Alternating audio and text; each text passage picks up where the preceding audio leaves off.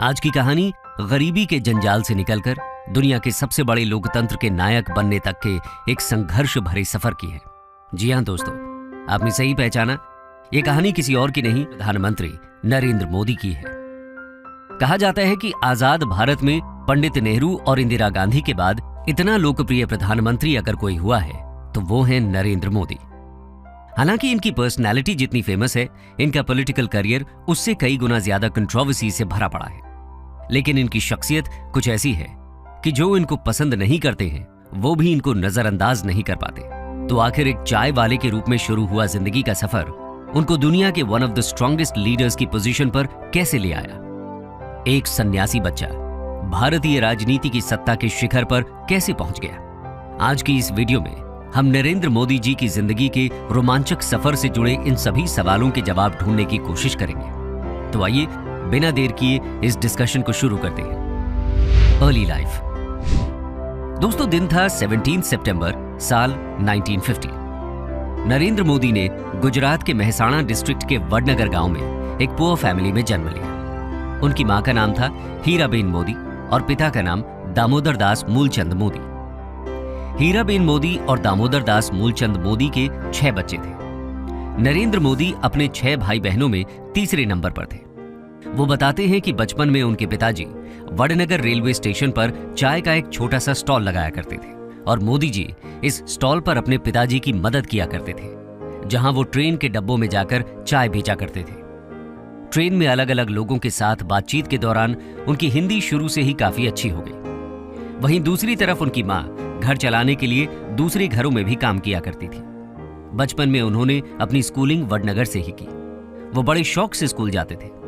हालांकि वो पढ़ाई में एक एवरेज स्टूडेंट थे, लेकिन उनको थिएटर और स्पोर्ट्स में भाग लेने का बहुत शौक था। भले ही उनकी जेब खाली हो, लेकिन उनका दिल और दिमाग हिम्मत से भरपूर रहता था। वो बताते हैं कि उनके स्कूल के पास एक झील हुआ करती थी, जिसमें वो अक्सर खेलने जाया करते थे। एक बार उन्हें वहां मगरमच्छ का एक बच्चा मिला, जिसको बहुत बहादुरी से उठाकर वो घर ले आए, लेकिन मां के समझाने पर उन्होंने उसको वापस झील में छोड़ दिया। खैर, नरेंद्र मोदी बचपन से ही स्वामी विवेकानंद जी से बहुत ज्यादा इंस्पायर्ड थे।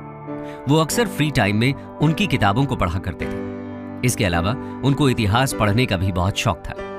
देश के इतिहास को जानने के लिए वो लाइब्रेरी जाकर कई साल पुराने न्यूज़पेपर मांगकर पढ़ा करते थे। उनके बचपन में एक बड़ा मोड़ 8 साल की उम्र में आया, जब वो अपने हिंदी टीचर चंद्रकांत दवे से इंस्पायर होकर आरएसएस की शाखा में जाने लगे। एक दिन वडनगर की एक शाखा में लक्ष्मण राव इनामदार, जिनको सब वकील साहब कहते थे, वो आरएसएस के लोगों को संबोधित करने वहां पहुंचे। उनके शब्दों से नरेंद्र मोदी बहुत इंस्पायर हुए। इस दौरान 1962 में इंडिया और चाइना के बीच एक युद्ध छिड़ गया। इस वॉर में भारत की हार ने मोदी जी को झकझोर दिया। इसके चलते उनका देश के लिए प्रेम और भी ज्यादा इंटेंसिफाई हो गया। इसी के बाद उन्होंने सेना में भर्ती होने का सपना देखा, लेकिन पैसों की कमी के कारण वो आर्मी स्कूल नहीं जा पाए। इसके बाद उन्होंने एनसीसी ज्वाइन करने की ठानी।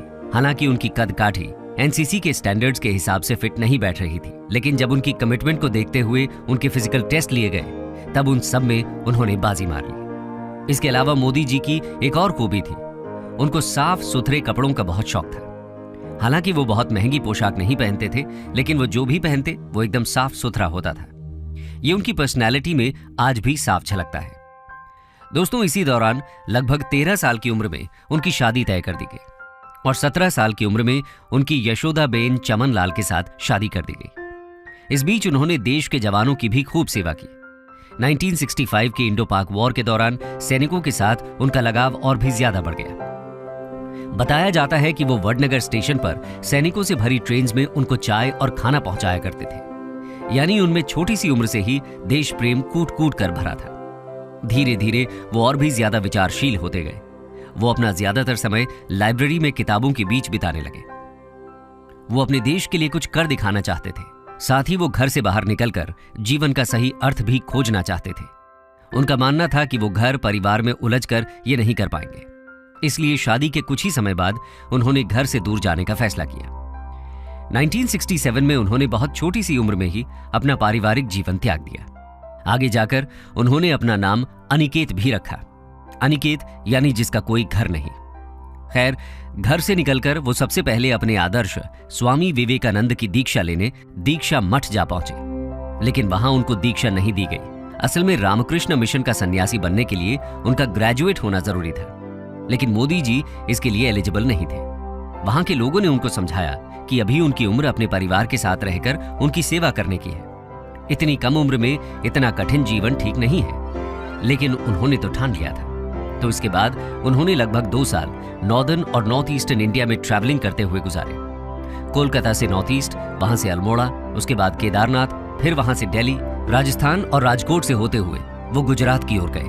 1969 के आसपास वो वडनगर में एक बार फिर वापस आए। उनके जाने की वजह से घर में दुख और शिकायत का माहौल छाया हुआ था। लेकिन इससे पहले कि ये इमोशंस उनको कमजोर करें, मोदी जी एक बार फिर सबसे अलविदा लेकर अपनी तलाश में निकल पड़े। इस बार वो सीधा अहमदाबाद गए। यहां उन्होंने कुछ दिन अपने मामा की चाय की कैंटीन पर काम किया। इस दौरान उनका आरएसएस के रीजनल हेडक्वार्टर्स में आना जाना लगा रहता था। वहां उनकी मुलाकात एक बार फिर वकील साहब से हुई और यहीं से उनकी आरएसएस की जर्नी की शुरुआत हुई। Entry into RSS. दोस्तों, जब वकील साहब की नजर नरेंद्र मोदी पर पड़ी तो उन्होंने उनमें बहुत सी खूबियां नोट की। वकील साहब भी उनसे बहुत प्रभावित थे। अहमदाबाद पहुंचकर वकील साहब ने आरएसएस के गुजरात हेडक्वार्टर्स में मोदी जी के रहने के सभी अरेंजमेंट्स करा दिए। 1971 में 18 साल की उम्र में ही उन्होंने राष्ट्रीय सेवक संघ यानी आरएसएस को ज्वाइन कर लिया और यहां उन्होंने आरएसएस के प्रचारक के रूप में काम करना शुरू कर दिया। अब वो अपना पूरा समय आरएसएस के कामों में बिताने लगे। इस समय उन्होंने गुजरात के कोने कोने में अलग अलग विषयों पर काम किया, जिसकी वजह से उनको लोगों के दुख दर्द की समझ बहुत अच्छे तरीके से होने लगी। आरएसएस में भी वो दिन रात लोगों के बीच जमकर मेहनत किया करते थे। मेहमानों को जगाना, लोगों को चाय नाश्ता देना, ऑफिस की साफ सफाई करना, ये सब उन्हीं के जिम्मे था। इस दौरान मोदी जी ने अपनी पढ़ाई बीच में ही छोड़ दी थी। उस समय वकील साहब ने उनको अपनी पढ़ाई पूरा करने के लिए भी प्रोत्साहित किया। कहा जाता है कि वकील साहब का मोदी जी की पर्सनैलिटी को निखारने में बहुत बड़ा योगदान रहा। पीएम मोदी बताते हैं कि उन्होंने अपना यूथ ज्यादातर वकील साहब के साथ ही बिताया। उन्होंने काफी लंबे समय तक मोदी जी का मार्गदर्शन किया। ये आगे चलकर मोदी जी के सलाहकार भी बने।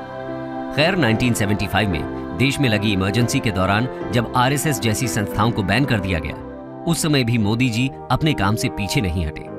उस समय उनको इस इमरजेंसी का विरोध करने की अहम जिम्मेदारी सौंपी गई। उन्होंने अपनी जिम्मेदारी को बखूबी निभाया। इसके बाद आरएसएस में उनका ओहदा पहले से कई गुना बढ़ गया। 1978 में उनको आरएसएस का रीजनल ऑर्गेनाइजर बनाया गया। कुछ समय सूरत और वडोदरा में काम करने के बाद 1979 में उनको आरएसएस की दिल्ली ब्रांच में भेजा गया। दिल्ली से वो कुछ समय बाद एक बार फिर गुजरात वापस लौटे। इस दौरान उन्होंने एक बुक भी लिखी जिसका नाम था संघर्ष मां गुजरात। इस बुक में उन्होंने गुजरात की पॉलिटिक्स और सोसाइटी को बहुत गहराई से डिस्कस किया। 1980 में उन्होंने गुजरात यूनिवर्सिटी से पॉलिटिकल साइंस में अपना ग्रेजुएशन भी खत्म किया। 1985 में आरएसएस ने उनके कमिटमेंट और हार्डवर्क को देखते हुए उनको बीजेपी को सौंप दिया। 1987 में उन्होंने भारतीय जनता पार्टी को उसके ऑर्गेनाइजिंग सेक्रेटरी के रूप में ज्वाइन किया। बीजेपी के सीनियर लीडर्स उनसे बहुत ज्यादा प्रभावित हुए। इस दौर में वो अटल बिहारी वाजपेयी जी के भी बेहद करीब आ गए। पार्टी में काम करते वक्त वो उनसे बहुत कुछ सीखते थे। आज उनकी भाषा में भी वाजपेयी जी की छवि साफ झलकती है। खैर, कुल मिलाकर मोदी जी जहां भी गए उन्होंने लोगों को अपना दीवाना बना दिया। बीजेपी में भी कुछ ऐसा ही हुआ और उनकी मेहनत जल्द ही रंग लाई। 1990 में उनको बीजेपी की नेशनल इलेक्शन कमेटी में इलेक्ट किया गया। अपने इसी रोल के चलते 1990 में उन्होंने लाल कृष्ण आडवाणी की भव्य रथ यात्रा का शानदार आयोजन किया। सोमनाथ से लेकर मुंबई तक चली इस रथ यात्रा में मोदी जी ने आडवाणी के सारथी का काम किया। इतना ही नहीं, उन्होंने गुजरात के स्टेट असेंबली इलेक्शंस में बीजेपी के लिए एक शानदार स्ट्रैटेजी तैयार की। इसी के चलते 1995 में बीजेपी ने गुजरात असेंबली इलेक्शंस में मेजॉरिटी के साथ जीत हासिल की। अपने इस कंट्रीब्यूशन के कारण मोदी जी 1998 में पार्टी के जनरल सेक्रेटरी बन गए। यानी उनकी काबिलियत की बदौलत बीजेपी में भी उनको बहुत तेजी से कामयाबी हासिल हुई। Entry in politics.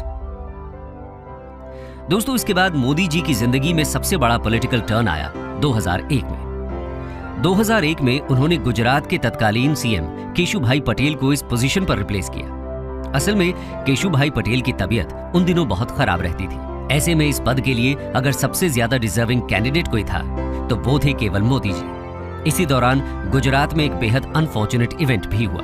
जी हाँ दोस्तों, हम बात कर रहे हैं गोधरा राइट्स की। ये पीएम मोदी के पॉलिटिकल जर्नी का सबसे कंट्रोवर्शियल मोड़ रहा।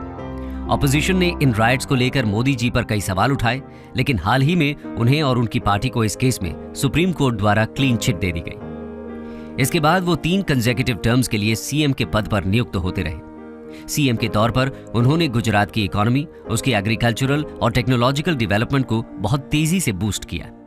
हालांकि गुजरात हमेशा से इंडिया के डेवलप्ड स्टेट्स में से एक रहा, लेकिन मोदी जी के आने के बाद इस स्टेट के डेवलपमेंट में 4 चांद लग गए। 2001 से 2010 तक गुजरात ने 10.9% का ग्रोथ रेट अचीव किया, जो उस समय देश के बाकी सभी स्टेट्स में से सबसे ज्यादा था। इतना ही नहीं, उन्होंने गुजरात को एक ल्यूक्रेटिव इन्वेस्टमेंट डेस्टिनेशन में भी तब्दील कर दिया। इस दौरान उन्होंने स्टेट में करप्शन खत्म करने के लिए भी बहुत काम किया। गुजरात के डेवलपमेंट मॉडल को देखकर उनका नाम पूरे देश में चमचमाने लगा। इस दौरान वो केवल बीजेपी के ही नहीं बल्कि पूरे देश में एक स्ट्रॉन्ग लीडर के रूप में सामने आए। 2014 में उन्होंने वाराणसी से अपने पहले लोकसभा इलेक्शन लड़े। इन इलेक्शंस में उनको रिकॉर्ड ब्रेकिंग विक्ट्री हाथ लगी। दोस्तों, यहां गौर करने वाली बात यह है कि मोदी जी के चाय की दुकान से लेकर देश के पीएम बनने का सफर लोगों में एक खास उम्मीद जगाता है। मोदी जी की कहानी लोगों में डेमोक्रेसी के प्रति एक अटूट विश्वास जगाती है। लोगों को उनमें एक ऐसा आदमी दिखता है जो उनके दुख और दर्द भी समझता है। इसके अलावा आपको बता दें कि जब से उन्होंने अपनी पॉलिटिकल लाइफ में कामयाबी हासिल करनी शुरू की, उनका परिवार सत्ता के गलियारे से हमेशा दूर रहा है। 2014 हो या 2019, पीएम पद की शपथ ग्रहण समारोह में भी उनके परिवार का कोई भी व्यक्ति नजर नहीं आया। वो कहते हैं कि पूरा देश ही उनका परिवार है। देश का हर नागरिक उनका भाई और बहन है।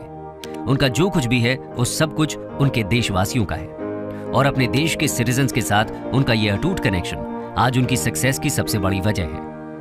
ये नरेंद्र मोदी पर लोगों का संपूर्ण विश्वास ही है, जिसकी वजह से 2014 और फिर 2019 में देश की जनता ने उन्हें वोट्स के मामले में पूरी दुनिया में सबसे ज्यादा मत देकर विजयी बनाया है। अगर हम उनके 8 साल के कार्यकाल पर नजर डालें तो उन्होंने demonetisation, GST, surgical strikes, article 370 का एब्रोगेशन और देश के लिए ऐसे कई महत्वपूर्ण डिसीजंस लिए जिनके बारे में सोचना भी नामुमकिन सा लगता है। ये बात झुठलाई नहीं जा सकती कि पीएम मोदी ने हमेशा खुद को एक स्ट्रॉन्ग डिसीजन मेकर और रिस्क टेकर लीडर की तरह ही जनता के सामने प्रस्तुत किया है।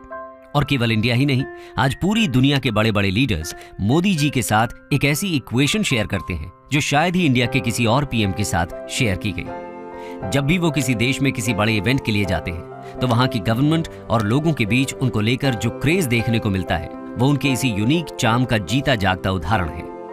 पीएम मोदी ने इंडिया के डोमेस्टिक फाउंडेशंस को मजबूत कर ग्लोबल स्टेज पर उसको एक इमर्जिंग सुपर पावर का दर्जा दिलाया है, जो आज हर भारतवासी के लिए बहुत गर्व की बात